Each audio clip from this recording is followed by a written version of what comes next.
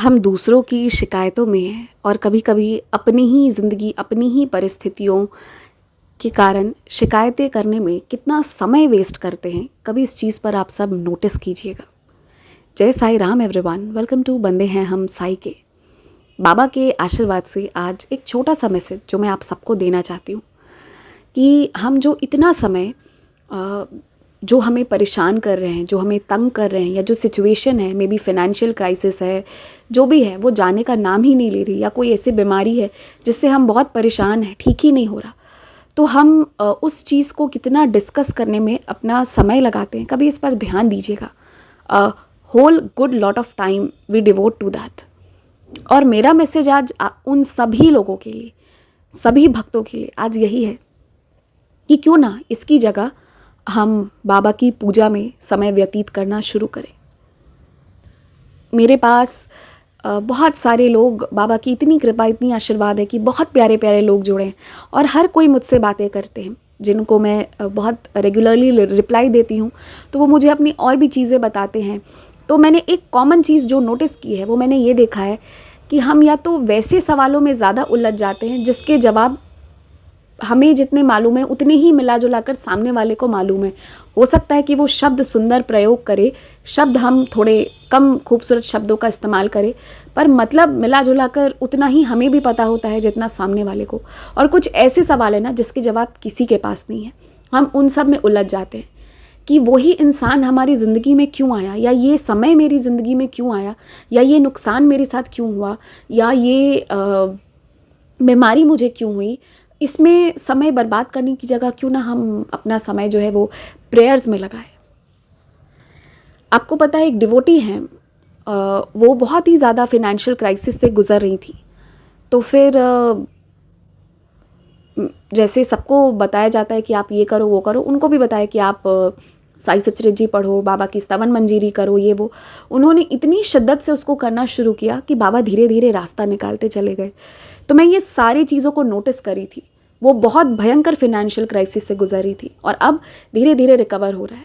तो मैं सबके बिहेवियर को नोटिस करती हूँ ना, तो मैंने यही देखा कि वो लोग जो इनके साथी थे, पर जिन्होंने प्रेयर्स तो किया पर उस तरह से टाइम डिवोट नहीं किया, वो सिर्फ अपने प्रॉब्लम को डिस्कस करते रहे। उसके कंपैरिजन में ये जो डिवोटी थी, जिन्होंने प्रॉब्लम को डिस्कस कम किया उन्होंने कभी कभी किया, जैसे कि 2-3 हफ्तों में एक बार किया हो, इस तरह से थोड़ा बहुत, और बाकी समय सिर्फ प्रेयर्स में लगाया और अपनी प्रॉब्लम को बहुत कम समय के लिए बड़े कम शब्दों में बताया कि वो बुरे हैं, और बाकी समय सिर्फ बाबा की प्रेयर और बाबा के प्रेयर करके उन्हें कितनी खुशी मिलती है ये बताने में उन्होंने लगाया। और देखिए कि जो लोग डिस्कस कर रहे थे वो आज भी वहीं पे, पर जिन्होंने प्रेयर्स में टाइम लगाया वो आगे बढ़ रहे हैं।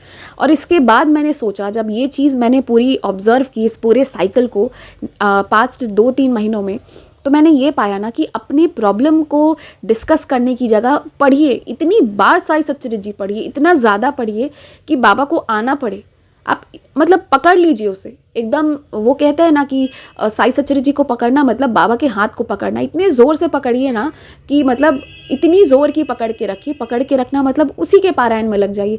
जब आपको लगे कि आप कोई गलत या कोई नेगेटिव चीज़ डिस्कस कर रहे हैं, उसको हटाइए, फिर से बाबा पे आ जाइए, फिर से बाबा को डिस्कस करिए, फिर से बाबा को पढ़िए, फिर से उनकी सच्चरित जी को इतनी बार पढ़िए ना कि आपको नेगेटिव सोचने का टाइम नहीं मिले और नेगेटिव भी आपसे डरे, आपकी प्रॉब्लम भी आपसे डरे कि ये जो है ना, पता नहीं ये कहाँ से आया है, इसे तो मैं हिला नहीं पाया और ये जो है बाबा को ही पकड़ा हुआ है।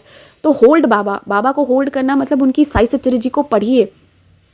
उसमें कोई मंत्र, कुछ ऐसा आउट ऑफ द वर्ल्ड चीज़ नहीं लिखा है जो आप नहीं पढ़ सकते, पर पता है उसकी जो मैजिक है ना, उसकी जो पावर है, उसका मैं शब्दों में भी बयान नहीं कर सकती। उसे पढ़िए। कुछ नहीं कर रहे हैं तो बाबा की दिन रात साई चालीसा पढ़नी शुरू कर दीजिए। जितनी बार आपको प्रॉब्लम याद आए उतनी बार साई चालीसा पढ़िए। आप देखिए, आप अपने प्रॉब्लम्स को कम डिस्कस कीजिए और बाबा में ज़्यादा। जो समय आप प्रॉब्लम को डिस्कस करने में लगा रहे हैं ना, वो समय आप प्रेयर करने में लगाइए। ठीक है, तो वो कुछ एक्स्ट्रा टाइम आप प्रेयर को दीजिए, तो बहुत जल्दी जो है आप अपनी हर प्रॉब्लम से निकलते जाएंगे। ट्रस्ट मी, बिलीव मी, ऐसा होता है। क्योंकि ना आप जहाँ पर ज़्यादा ध्यान देते हैं ना, तो फिर वही चीज़ जो है आप उसी को इम्प्रूव करना शुरू करते हैं।